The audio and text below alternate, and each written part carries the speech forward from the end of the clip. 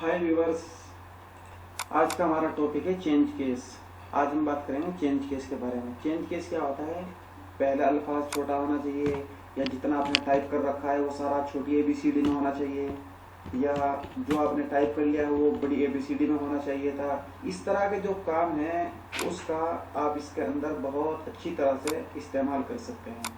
यानी कि इस तरह से आप इसको यूज़ कर सकते हैं कि आप एक साथ सारे टेक्स्ट को छोटी ABCD में कर सकते हैं, और अगर चाहें तो पूरे टेक्स्ट को, पूरी तहरीर को, चाहे एक पेज हो या एक लाइन हो, उसको एक साथ आप बड़ी ABCD में कर सकते हैं। जैसा आप चाहें ऐसा आप इसका इस्तेमाल कर सकते हैं। चलिए इसको शुरू कर लेते हैं। पहले मैं इसको सिलेक्ट कर लेता हूँ। यहाँ मैंने कुछ टाइप करके रखा हुआ है।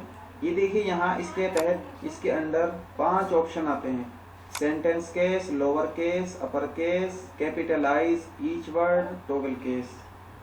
ठीक है, ये अलग अलग तरीके से काम करते हैं, मुख्तलिफ अंदाज से काम करते हैं। इनको हम समझ लेते हैं।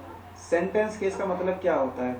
पहला लफ्ज इसमें आपको बड़ा मिलेगा और उसके बाद वाले छोटे। ये देखिए, मैं इस पर क्लिक कर देता हूँ तो पहले से ये सेंटेंस केस, यानी कि इसका पहला लफ्ज बड़ा है और बाकी छोटे हैं। ठीक है बस। उसके बाद इसका दूसरा ऑप्शन है लोअर केस। लोअर केस का क्या मतलब है? यानी कि जितना हमने टाइप कर रखा है सारे को छोटी ABCD में कर देगा।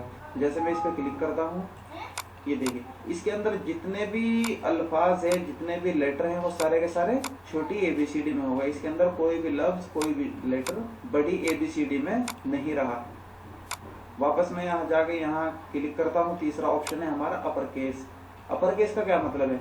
यानी कि अपर केस के जरिए से आप अगर चाहें तो पूरे टेक्स्ट को आप बड़ी ABCD में कर सकते हैं। जैसे मैं इस पर क्लिक करता हूँ, ये देखिए ये जितना भी मेरा लिखा हुआ था सारा का सारा क्या है, बड़ी ABCD में हो गया। आप अगर इसको चाहेंगे दोबारा से इसको टाइप कर ले तो उसमें आपको टाइम लगेगा, लेकिन अगर आप इसको सिंपल एक क्लिक में करना चाह रहे हैं तो आप इस कमांड का इस्तेमाल कर सकते हैं।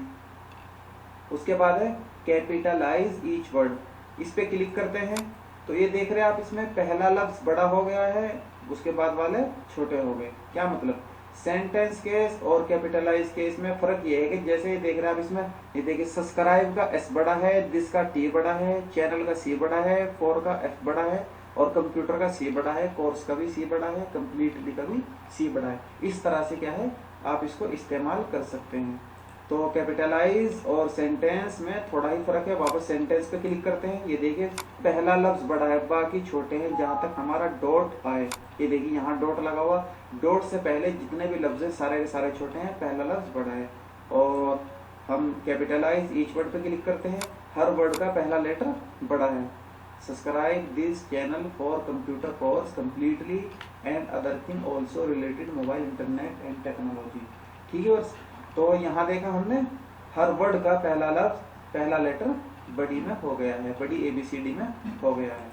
उसके बाद पांचवा ऑप्शन है टॉगल केस।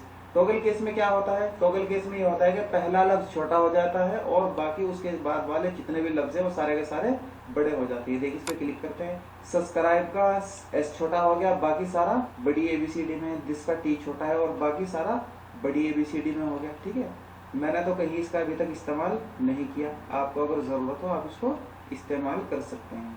वापस इसको हम सेलेक्ट करते हैं और यहाँ जाके इसको हम सेंटेंस केस में पहला लफ्ज बड़ा हो गया और डॉट से पहले तक जितने भी लफ्ज हैं वो सारे के सारे छोटे हो जाते हैं। इसी तरह से लोअर केस में सारे छोटी ABCD में हो जाते हैं, अपर केस में सारे के सारे बड़ी ABCD में हो जाते हैं, और कैपिटलाइज ईच वर्ड में हर वर्ड का पहला लफ्ज कैपिटल हो जाता है, और इसी तरह से टॉगल केस में पहला लफ्ज छोटा हो जाता है, बाकी बड़े हो जाते हैं। ठीक है बस।